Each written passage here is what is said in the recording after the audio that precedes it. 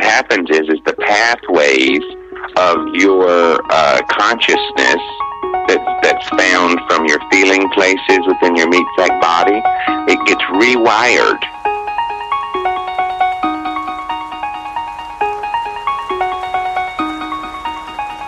Let's go ahead and bring on the latest. Dr. Carolyn Dean, Bob Neveritt, uON, welcome aboard. How are you guys doing? Aloha, James. Good to be here again. Hello, this is Bob. Good day, good day. I want to ask, address line, uON, you know what?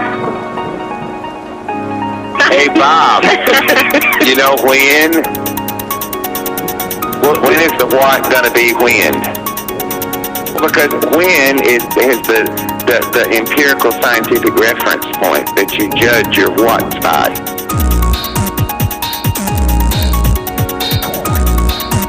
Yeah. Anyway, my friend Carmel is here from Cork, and she has a question for uON as well, if that's okay. Yeah, go ahead. Put her on. You're on. Hi, uON. Hello. Hi, how are you? I'm good. uON, this is my first time to hear you, and I'd just like to know what exactly does non-physical mean? Well, it's a great question. It's great. Here we go.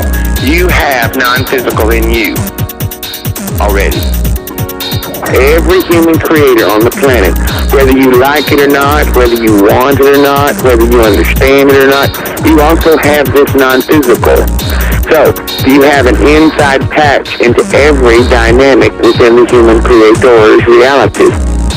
And that non-physical, once that non-physical is awoken in you, you can be, do, or have anything you want to be, do, or have. The point of having this conversation and why you engage your non-physical is what we're trying to get you to do. Is you have a meat sack, okay?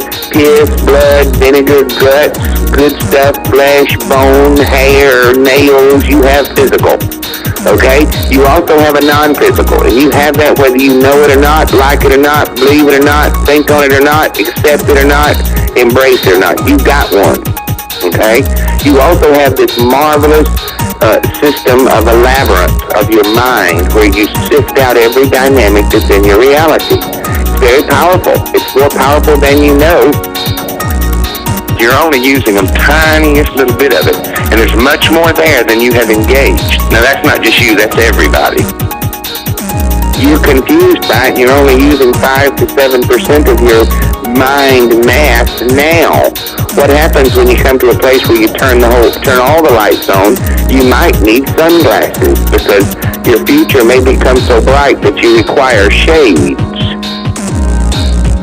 And that's delicious because the meat sack and the non-physical, if it doesn't offend the labyrinth of your mind, if it doesn't offend the labyrinth of your mind, if it doesn't offend the labyrinth of your mind, then you become very close to and or achieve this stasis of having an ascension, or your Father, Son, Holy Ghost from a religious standpoint.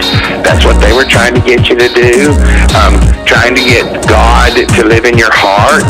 That's what we're trying to do, and recognize that you are indeed powerful. You are a creator.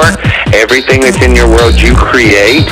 And if you can get those all to become as one, then life takes off in a fabulous, centrifugally magical reality. You go, well, that's just silly. Why was I thinking that? Well, it's not silly. It's a dynamic that you haven't embraced yet. But once you get your feet in the water and it feels good, the next thing you know, you'll go hot and deep and it becomes great fun, and you can swim and kick and drink the water and pee in the water, and you can just do all kinds of fun things in the water. It's very wonderful. Same way with your spiritual gifts. If you want to call them gifts, the reason we call them gifts is because not everyone chooses to accept the gift. You certainly can. You're asking, How do you heighten that sense? The focus is becoming the transient experience that you're noticing, giving notice to. As you activate, that's the same process that will get you to the place where either you figure it out and it's no longer a question and you move on to the next layer, or you spin there until you can't stand it anymore and you move on to another place. And all the while, the important thing is to realize you can't fail and it's okay if you don't get there. And you never get it wrong and you can't get it done. And that non-physical, once that non-physical is awoken in you, then all of a sudden the picking up of that process will make it much easier and seamless. You'll have a constant, clear, and present helping hand to find the fastest path to your joy, which is bliss.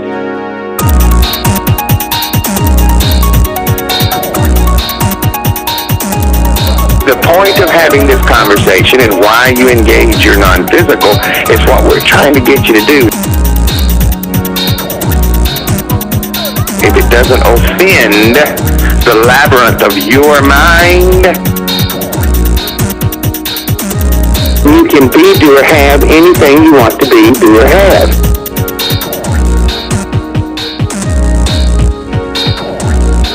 Very good, perfect, very good question.